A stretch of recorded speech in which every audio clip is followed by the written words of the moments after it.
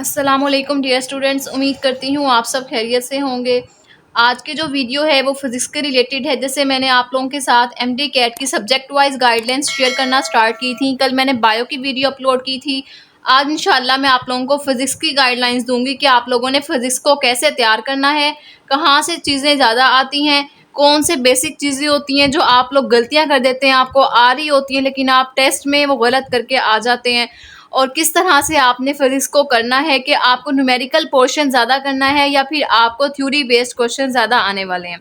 ये सारे क्वेश्चन जो हैं मैं आप लोगों के साथ आज क्लियर कर दूंगी, क्योंकि स्टूडेंट्स को सब्जेक्ट वाइज गाइडेंस चाहिए थी आफ्टर दैट वीडियो जो मैंने आप लोगों को 3 मंथ्स का स्केड्यूल शेयर किया था।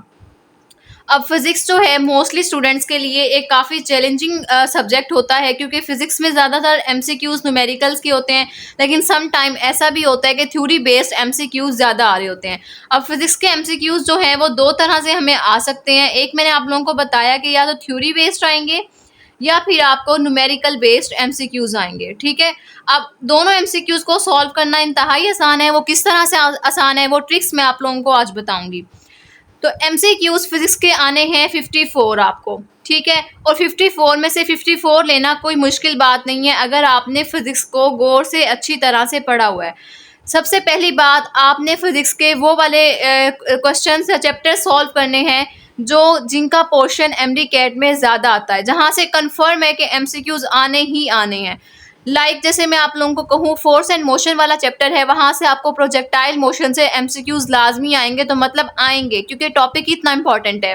आप किसी भी अकेडमी में पढ़ें, आप ऑनलाइन किसी रिसोर्स से तैयारी कर रहे हैं, आप देखेंगे वहाँ पे प्रोजेक्टाइल मोशन के एमसीक्यूज लाजमी तौर पर आए होते हैं। अब एमसीक्यूज वहाँ से न्यूमेरिकल बेस्ड है, थ्योरी बेस्ड है, वो दोनों किस्म के हो सकते हैं, लेकिन मोस्टली चांस होते हैं कि न्यूमेरिकल बेस्ड एमसीक्यूज आपको आएंगे, क्योंकि थ्योरी में इसमें कुछ भी नहीं है। आप लोगों ने डिफरेंट फार्मूलाज पुट करने हैं और उनका आंसर्स निकालना होता है। अब फिजिक्स को तैयार करने का तरीका क्या है? अब कुछ स्टूडेंट्स कहते हैं कि हम सिर्फ न्यूमेरिकल की तरह फिजिक्स को तैयार करते जाएं, हमारी फिजिक्स सॉल्व हो जाएगी। Not at all, it's not true.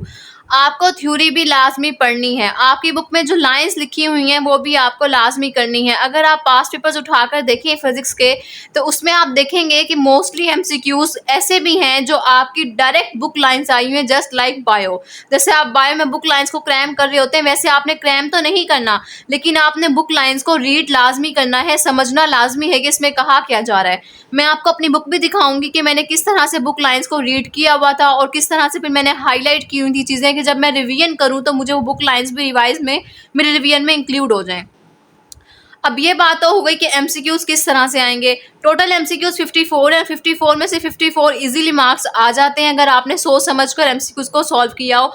अब मैं अपने सिनेरियो की बात करती हूँ। जब मैंने 2023 में एमडी कैट दिया, एक फार्मूला आया हुआ था, आई थिंक वो फेरेडेज लॉ का था या इलेक्ट्रोमैग्नेटिक इंडक्शन, इस तरह से कुछ था, और मुझे वो फार्मूला आता था, लेकिन उसका यूनिट बताना था, ये फार्मूला बताना था, मुझे सही से याद नहीं है, लेकिन वो फार्मूला आता भी था मुझे, लेकिन फिर भी मैं गलत मार्क कर आई, क्योंकि कुछ ऐसे एमसीक्यूज होते हैं जो बहुत ज़्यादा ईजी होते हैं और हम समझ लेते हैं कि हमें आ जाएंगे, हमारा गलत हो ही नहीं सकता, और वही हमारे गलत हो जाते हैं। तो आपने ये चीज़ ध्यान में रखनी है, जब आप एमसीक्यूज कर रहे हैं तो आपने ये देखना है कि ये आपको एमसीक्यूज, आपने स्टेटमेंट पूरी पढ़ी है, आपने सारे ऑप्शंस अच्छी तरह से पढ़े हैं, उसके बाद आपने आंसर मार्क करना है। अब हम बुक लाइंस की बात करते हैं, आपने बुक लाइंस कैसे तैयार करनी है।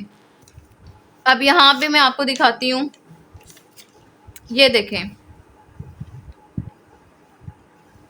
यहाँ पे जो है Newton's first law of motion है। न्यूटन के फर्स्ट लॉ में यहाँ पे लिखा हुआ था, the more the inertia the stronger is the tendency in the presence of force. मतलब ये कि जितना इनर्शिया ज़्यादा होता है उतनी फोर्स की प्रेजेंस में उसकी टेंडेंसी ज़्यादा हो जाती है। अब ये जो बुक लाइन है इसका क्या मतलब है? Inertia is directly proportional to mass. तो अब मैंने ये वाला पॉइंट यहाँ पे लिखा हुआ है, लेकिन यहाँ इस बुक में ये वाली बात जो है एक लाइन में एक्सप्लेन की गई है। मेरे कहने का मतलब ये है कि जो बुक लाइन्स आप पढ़ रहे हैं, आपको उसका कॉन्सेप्ट हो कि इसमें कहा क्या गया है, और फिर उसकी आप शॉर्ट फॉर्म चाहें तो अपनी बुक की साइड में लिख सकते हैं।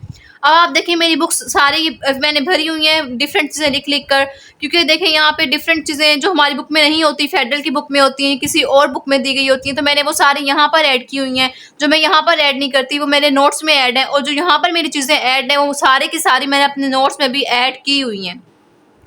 तो जो स्टूडेंट्स मेरे नोट्स यूज़ कर रहे हैं उनको पता भी होगा कि नोट्स में मैंने कितनी एक्स्ट्रा पॉइंट्स लिखे हुए हैं, और स्टूडेंट्स के फीडबैक्स भी मैंने आप लोगों के साथ जो है इंस्टाग्राम पे शेयर किए हैं।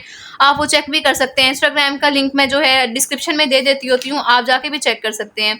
ठीक है, तो इस तरह से आपने बुक लाइंस को भी रीड करते जाना है। जैसे यहाँ पे velocity of approach is equal to velocity of separation है, तो ये वाला भी एक पॉइंट था। जो इसका कोफिशिएंट ऑफ रेस्टिट्यूशन था वो भी एक होता है इस तरह से कुछ, तो वो आप लोग देख लें।